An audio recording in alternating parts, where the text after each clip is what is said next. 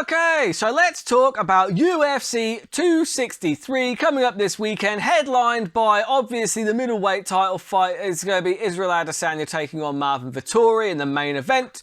This is a really good card, guys. I mean, if you're a mixed martial arts fan at all, you probably already know, but if you didn't, tune into this one. The whole card is absolutely stacked with just killers.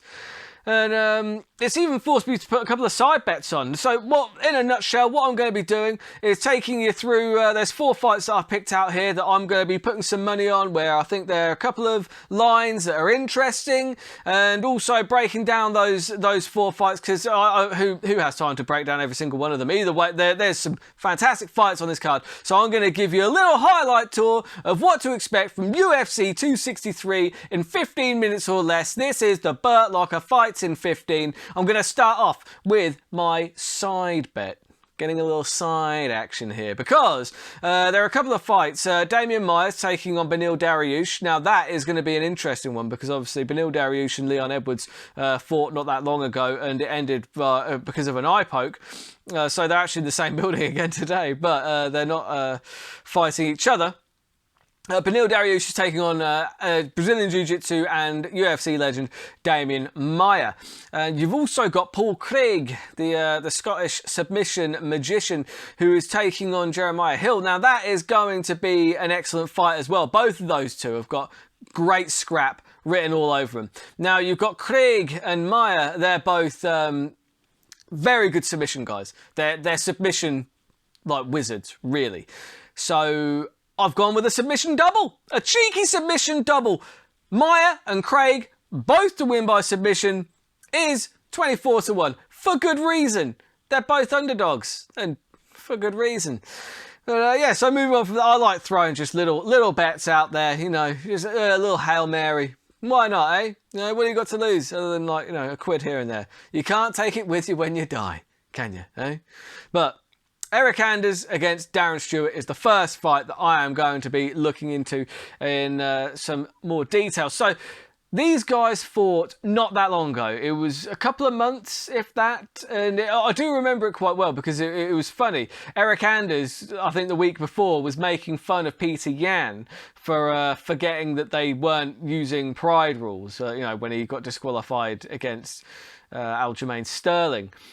And then Eric Anders, I think it was like the week later, just proceeds to get disqualified because he used an illegal knee, and it wasn't a legal knee. I think it was a disqualification. It might have been a no contest. But either way, Eric Anders was winning the fight, I think, from what I remember. And I see the same happening again, if I'm totally honest. This is a pretty fun fight. It's a pretty fun fight stylistically. Darren Stewart, the dentist, he's a hell of a fighter from the UK. He's just like these guys, they're both decent enough strikers that it's a fun fight. I just feel like Eric Anders is just slightly bigger, tougher, and just slightly more physical. And I think it's that physicality that's going to get him the win in this one. I do see him finishing it again. And I think it's probably going to be, knockout or TKO. That's 3.25. 3.25 on the knockout or TKO for Eric Anders. That's a pretty good price. For something that is as likely to happen as that, that's probably going to be my pick of the week. In fact, it is. That's my pick of the week. I'm going with it. Eric Anders to get the finish by TKO or knockout. I feel like he'll do it. Don't get me wrong. I will be cheering Darren Stewart on just because, he's the dentist. He's out of the UK. He's one of.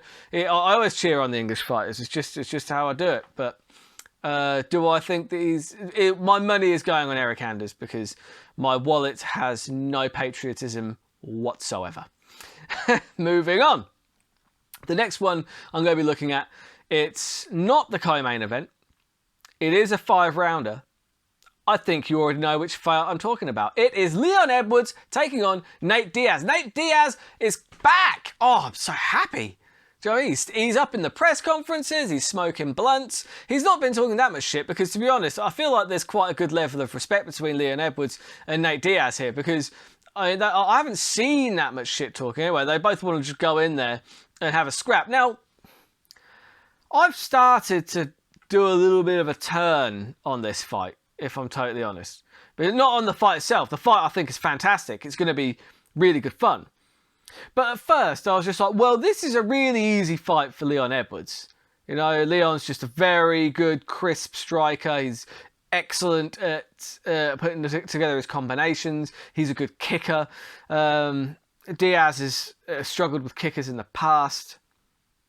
And I just feel like Diaz has been out for quite a long time, and it's not like Diaz was ever unbeatable. He's just a star. But I'm starting to turn around, because the problem is, when you look at the big X factor here is Nate Diaz.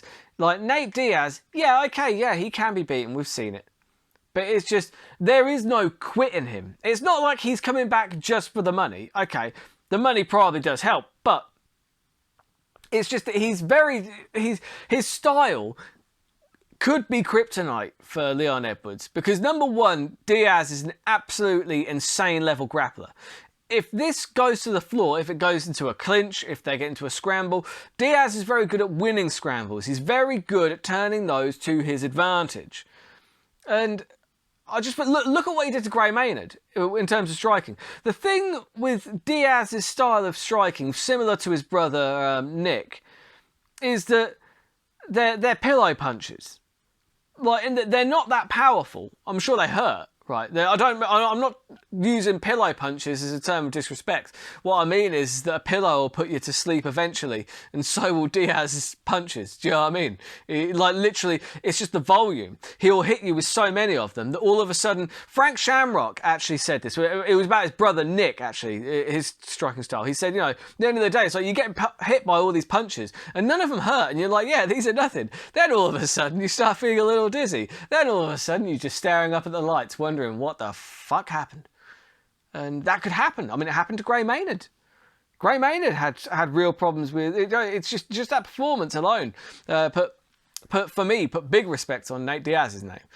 And it's similar to what he did to McGregor. He caught McGregor a few times. That first fight, before he got him down to the ground, choked him out, he kind of stunned him on the feet. And that's what he does. He doesn't necessarily hit you hard, but eventually he'll hit you with one that's like, dong, and you're stunned. And you're like, whoa, hang on, everything's not working right. Oh, he's hitting me more. Oh, he's hitting me. Oh, wow, I'm on the floor. What's happening? Oh, God, my neck. That's what could very well happen here. I'm kind of talking myself into it. Now, Leon Edwards, on paper, he's a better striker. Way more power. Very accurate. Combinations are outstanding. And his takedown defense is also very good, which is why it's going to be difficult to get to the ground. But it's not like Nate Diaz is like a power double shot style like wrestler, grappler, is he? He's when he tries to get to the ground, it's going to be from a clinch or something like that. But he's good at winning scrambles, is what I'm saying.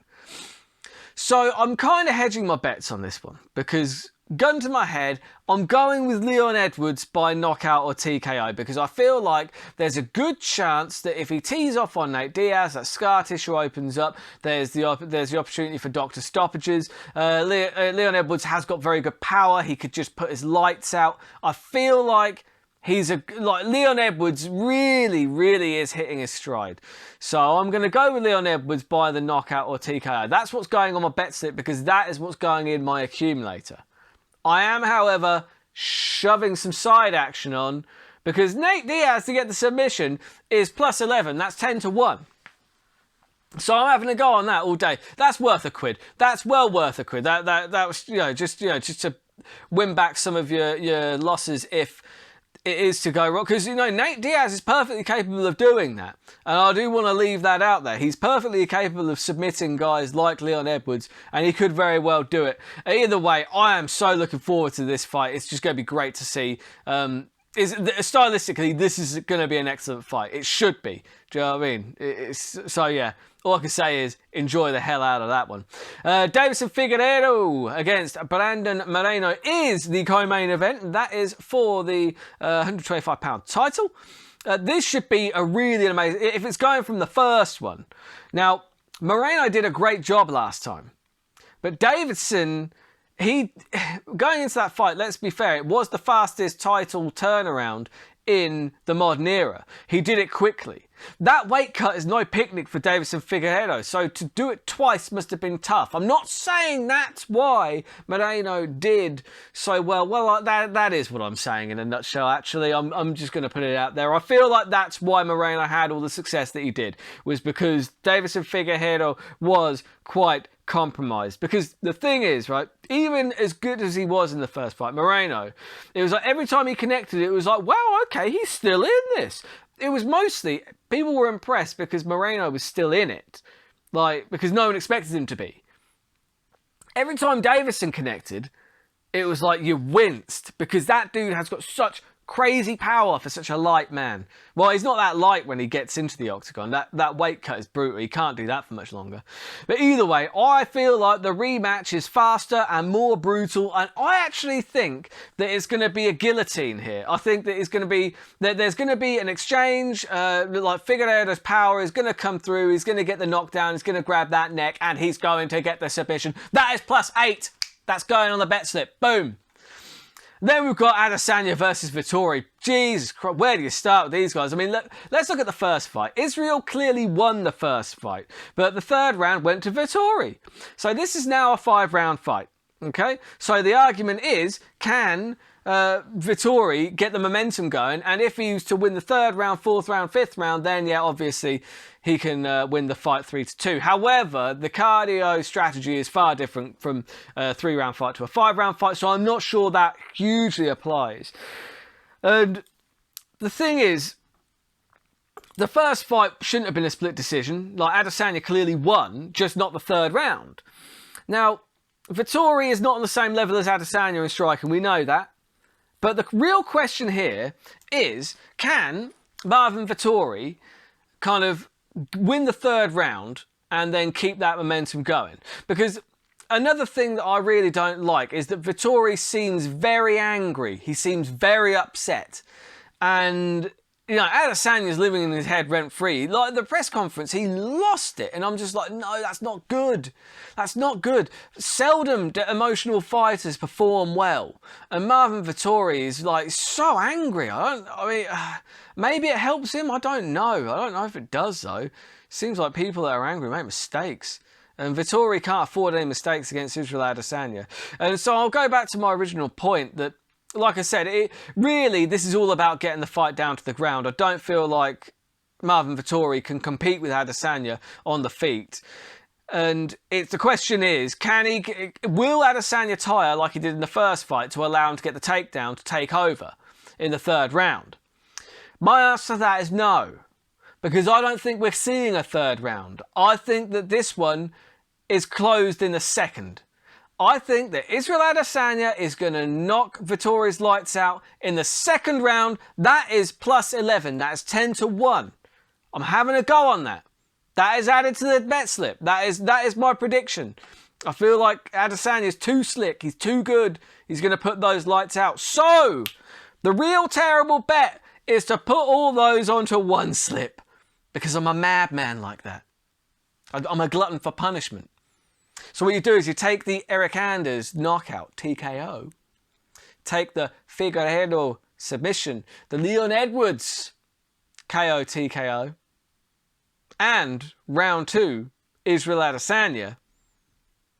You've got 679.25. So that's like 678-1-ish. If that isn't worth a quid, I don't know what is. That is a terrible bet. Again, like I said, I've got the side action on Nate Diaz as well. I've also got my submission double. Craig and Maya both to get the submission. That's 24-1. But either way, that is a whole host of terrible bets. Gamble responsibly. And like I said, if you enjoy the content, please do like and subscribe. It really helps me out a lot. All my social media handles are up here. If you want to get in touch, tell me how crazy my bets are. Tell me I'm out of my mind, or maybe you agree with me. Maybe you're crazy too. But either way, until next time, keep those odds long and those bets terrible.